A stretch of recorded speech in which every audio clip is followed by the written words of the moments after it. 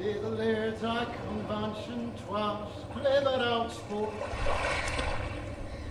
For the king's crown go down, there are crowns to be brought. Gilliatt. Ce mot était son nom. Il s'appelait Gilliatt.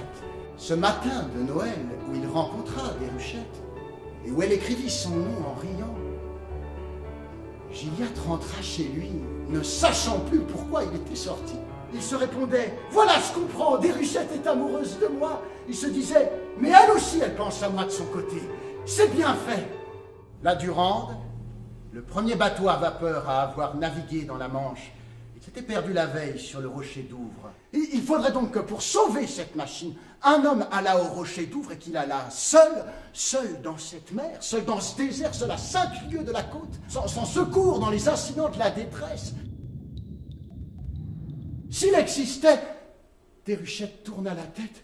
« Je l'épouserai, dit-elle. L'évasion d'un homme est difficile. Mais quel problème que celui-ci? L'évasion d'une machine. » Gilliatt avait maigri, ses cheveux et sa barbe avaient poussé. Les éclats de l'enclume rudimentaire et fort dangereuse dont il se servait lui avaient fait aux mains et aux bras de petites plaies, écorchures plutôt que blessures, mais irritées par l'air vif et par l'eau salée. Il avait soif, il avait froid, il avait faim. Peu à peu, et jour à jour, ses forces décroissaient.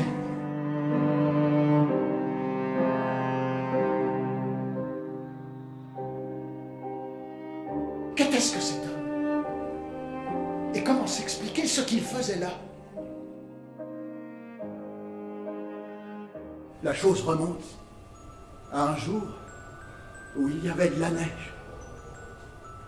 Et puis, une fois que je passais, j'ai cru que vous aviez souri. C'est comme ça que ça s'explique.